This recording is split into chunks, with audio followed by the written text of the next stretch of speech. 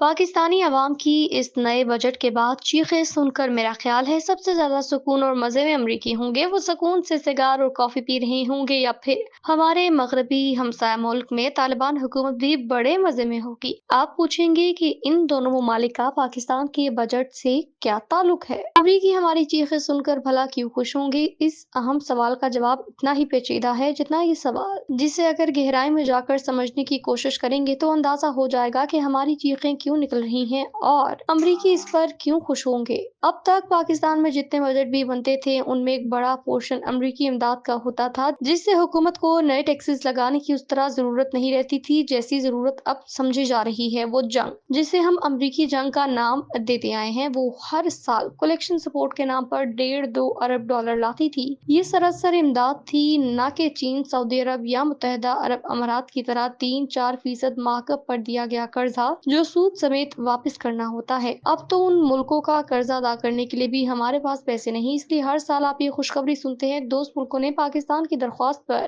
قرضہ role over کر دیا ہے۔ مطلب یہ قرضہ ہمارے پاس مزید 1 سال انہی شرائط پر رہے گا۔ ان ڈالروں کو آپ استعمال نہیں کر سکتے، یہ آپ کو اس لیے دیے گئے ہیں تاکہ آپ کے فورن ریزرو ایک سطح پر قائم رہیں، ورنہ دنیا کے ساتھ کاروبار کرنا مشکل ہو جائے گا۔ آپ نے کبھی نوٹ کیا کہ پاکستان کو اربوں ڈالرز ادھار لینے کی ضرورت کب سے پڑنا شروع ہوئی؟ آپ حیران ہوں گے کہ جب سے ہم نے امریکہ پر دباؤ ڈالنا شروع کیا کہ وہ اس خطے سے بوریا بستر گول کرے اور واپس جائے۔ امریکہ نے بہت پہلے پاکستان کے ساتھ کولیکشن سپورٹ کے نام پر ایک فنڈ قائم کیا تھا۔ اس سپورٹ فنڈ کا مقصد بڑا واضح تھا کہ پاکستان وار آن ٹیرر میں امریکہ کا ساتھ دے، مشترکہ آپریشن ہوں گے، انٹیلیجنس شیئرنگ ہوگی، دونوں ملک دہشت گردی کو کنٹرول کرنے کے لیے ایک دوسرے سے تعاون کریں گے۔ اس دوران پاکستان اپنے علاقوں میں دہشت گردوں کے خلاف آپریشن جاری رکھے گا اور اس ملٹری آپریشن پر جو بھی خرچہ ہوگا وہ امریکہ پاکستان کو ادا کرے گا۔ اس پورے خرچے کا ایک بل بنتا تھا جو امریکہ کو بھیجا جاتا تھا اور امریکہ اس بل کے بدلے پاکستان کو ڈالرز ریلیز کرتا تھا۔ اگر کبھی وہ ڈالرز لیٹ ہو جاتے تو پاکستانی وزیر خزانہ امریکی سفیر سے ملتا تاکہ بل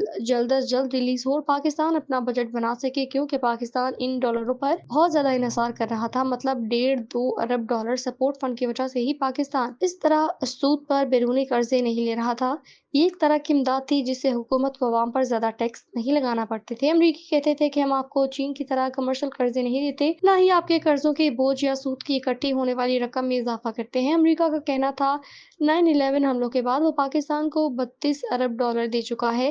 ایک اور دعویٰ بھی کیا گیا کہ امریکہ نے آزادی سے اب تک پاکستان کو مختلف شکلوں میں 82 ارب ڈالر کی امداد دی۔ یہ گرانٹ تھی، قرض نہیں۔ ایک دفعہ جب ہیلری کلنٹن پاکستان آئی تو ان سے کسی نے پوچھا کہ پاکستان امریکی جنگ لڑ رہا ہے تو انہوں نے سیدھا جواب دیا، کون سا مفت لڑ رہا ہے، آپ ہم سے ڈالرز لیتے ہیں، اگر آپ کو ڈالر اچھے نہیں لگتے تو مت لیا کریں۔ یہ بڑا صاف جواب تھا، لیکن اس دوران یہ مہم تیزی پکڑتی گئی کہ ہم امریکی جنگ لڑ کر غلام بن گئے ہیں، ہمارے ملک میں دہشت گردی بڑھ گئی ہے اور وجہ صرف یہ ہے کہ ہم امریکہ کی جنگ لڑ رہے ہیں اور بدلے میں ڈالرز لے رہے ہیں۔ اس بیانیے کو تقویت عمران خان، جماعت اسلامی، جمعیت علماء اسلام نے دی۔ انہوں نے لوگوں کے ذہنوں میں یہ بات بٹھا دی کہ ہم امریکہ سے ڈالرز لے کے افغانستان کے خلاف لڑ رہے ہیں۔ دھیرے دھیرے بیانیہ زور پکڑتا گیا۔ ہم ایک طرف امریکی ڈالر لے کر طالبان انگیج کر رہے تھے اور دوسری طرف خود کو بڑا برا بھلا کہہ رہے تھے کہ دیکھو ہم ڈالر دیکھ کر بک جاتے ہیں۔ امریکیوں کو بھی محسوس ہو رہا تھا کہ پاکستانی ان کے ساتھ ڈبل گیم کھیل رہے ہیں اور ڈالر لے کر طالبان کے ساتھ بھی دوستی نبھا رہے ہیں اور طالبان رہنماؤں کو اسلام آباد اور کوئٹہ میں محفوظ رکھا ہوا ہے۔ لہٰذا امریکہ نے دھیرے دھیرے خود کو ذہنی طور پر تیار کرنا شروع کیا کہ افغانستان سے نکلا جائے۔ جو مقاصد افغانستان میں حاصل کرنے تھے وہ کر لیے، لہٰذا اقتدار پاکستان کے فیورٹ طالبان کے حوالے کیا جائے۔ امریکہ افغانستان سے نکلا تو ساتھ ہی پاکستان کی ضرورت بھی ختم ہو گئی۔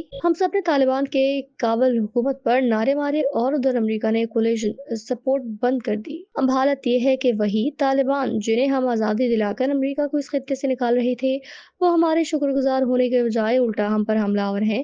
یہ امریکی بھی ناراض ہوئے، ڈالر سپلائی بھی بند ہوئی، اب طالبان سے بھی ناراضگی چل رہی ہے۔ ہو سکتا ہے کہ آپ کہیں کہ اچھا ہوا امریکی اس خطے سے نکل گئے تو کیا دہشت گردی ختم ہو گئی؟ اب تو مزید بڑھ گئی ہے۔ پہلے امریکہ طالبان اور دہشت گردی کے خلاف تعاون کے لیے ڈالرز اور اسلحہ دے رہا تھا، اب تو کچھ بھی نہیں دے رہا۔ یوں 2 ارب ڈالر کی سپلائی رکنے کے بعد پاکستان کے پاس صحیح آپشن بچا تھا کہ دنیا سے ڈالرز ادھار لے۔ IMF، ورلڈ بینک، چین، سعودی عرب، متحدہ امارات سمیت ہر دروازہ کھٹکھٹایا جائے، مگر اس ادھار کا نتیجہ یہ نکلا کہ اس سال 50% سے زائد بجٹ سود کی ادائیگیوں پر خرچ ہوگا۔ امریکہ کیری لوگر بل کے نام پر بھی 7-8 ارب ڈالر کی پاکستان میں سوشل سیکٹر میں امداد کی صورت دیتا تھا، مگر اب نہ کولیکشن سپورٹ فنڈ رہا نہ کیری لوگر امداد۔ اب IMF نے کہا ہے کہ پاکستانیوں نے اپنا ملک خود چلانا ہے، آپ لوگ اپنے سارے بل خود ادا کرنا شروع کریں، سارے لوگ ٹیکس دیں ورنہ ملک نہیں چلے گا، یا تو ایکسپورٹ کو 50 ارب ڈالر سے اوپر لے جائیں یا قرض لیں۔ اب سبسڈیاں ختم، امریکی امداد والی عیاشیاں ختم۔ آپ تو خود کہتے تھے ہم غلام تھوڑی ہیں، ہم غیر ملکی جنگ کیوں لڑے، بالکل ٹھیک کہتے تھے، تو پھر اپنے سارے بل بھی خود ادا کریں، پوری قوم ٹیکس دے کر اپنا ملک خود چلائے۔ اتنے برسوں سے ہم امریکی امداد کے اتنے عادی ہو چکے کہ اب اپنی محنت سے پیسہ کما کر اپنے گھروں کے بجلی اور گیس کے بل دینے کے قابل نہیں رہے۔ ہم امریکی جنگ سے نکل کر عظیم قوم تو بن گئے، لیکن اب پیٹرول، ڈیزل، بجلی اور گیس کے بلوں کے پیسے کہاں سے لائیں؟